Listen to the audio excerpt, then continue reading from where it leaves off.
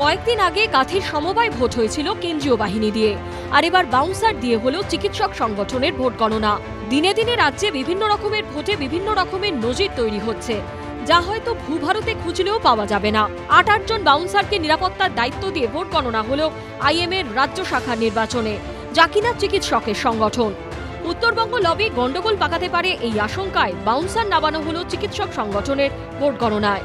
আমাকে পুলিশের নিরাপত্তা নিয়ে আমাদের ভোট গণনা করতে হয়েছে বা প্রাইভেট সিকিউরিটি রাখতে হয়েছে, এটা অত্যন্ত দুঃখের। আমাদের একটা অত্যন্ত তিক্ত অভিজ্ঞতা হয়েছে হাওড়ায় স্টেট কাউন্সিল মিটিং করার সময় কয়েক মাস আগে, যেখানে আমরা দেখেছিলাম যে কয়েকজন ডাক্তার তারা বাইরে থেকে নন মেডিকেল লোকজন গুন্ডা নিয়ে গিয়ে কিভাবে হঠাৎ করে তাণ্ডব করেছিল।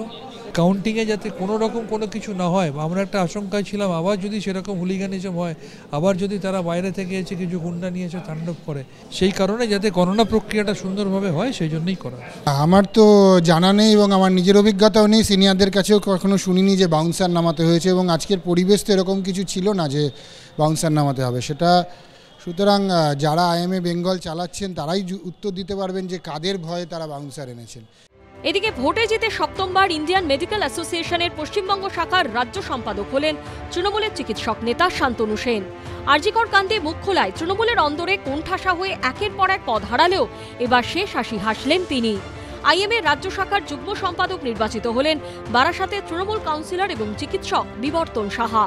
সহকারী সম্পাদক হলেন রাজ্য যুব তৃণমূলের সম্পাদক ও চিকিৎসক অনির্বাণ দলুই এবং চিকিৎসক রাজীব বিশ্বাস।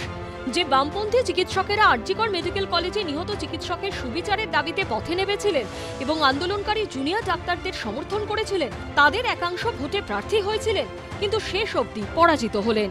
ইন্ডিয়ান মেডিকেল অ্যাসোসিয়েশনের রাজ্য শাখা নির্বাচনে ভোটার সংখ্যা ছিল 793, মোট ভোট পড়ে 633টি। রাজ্য সম্পাদক পদপ্রার্থী শান্তনু সেন পেয়েছেন 430টি ভোট। তার নিকটতম প্রতিদ্বন্দ্বী বামপন্থী চিকিৎসক সুকান্ত চক্রবর্তী পেয়েছেন 116টি ভোট, যার অভিযোগ ব্যালটের অঙ্ক মিলছে না। এই অফিস থেকে নির্বাচন পরিচালনা করা হচ্ছে, যেটা আইএমএ বেঙ্গলেরই অফিস। নির্বাচন কমিশন এর অফিসে কোনো সিসিটিভি নেই। ব্যালট বক্স যখন শুরু করা হয় ব্যালট, তখন আমাদের ডাকা হয়নি। দ্বিতীয় কথা হচ্ছে স্টেট কাউন্সিল মেম্বার 792 জন, অর্ডিনারি পোস্টে পাঠানো ব্যালট অর্ধেক মানুষের কাছে পৌঁছয়নি। ব্যালট বক্স খোলার পরে দেখা গেল 635 জন, আমি রাফলি বলছি 80%-এর উপরে পোলিং হয়েছে। তাহলে এত ডাক্তারবাবু কি করে ভোট দিতে পারলেন, যেখানে চারিদিকে আমরা ব্যালট পাইনি শুনছি? তাহলে এই অঙ্কটা মেলাবে কে? এটা নির্বাচন কমিশনের জবাব দেওয়ার কথা, কিন্তু আমি পরিষ্কার বলি, কাউন্টিংয়ের শেষ মুহূর্ত পর্যন্ত প্রত্যেকটা বিরোধী যারা ছিলেন তারা প্রত্যেকে কাউন্টিংয়ে ছিলেন। তারা প্রত্যেকটা ইঞ্চি দেখে পরিলক্ষণ করে অবজার্ভ করে তারা সই করে তারা গেছেন। প্রত্যেকটা হিসাব তারা বুঝে নিয়ে তবে কাউন্টিং শুরু করতে দিয়েছেন। সুতরাং এরম বলার কোনো প্রশ্নই ওঠে না। যদি বলে তাহলে বুঝতে হবে যে চিকিৎসকরা যে রায় দিয়েছে সেটা মেনে নিতে তারা চাইছে না।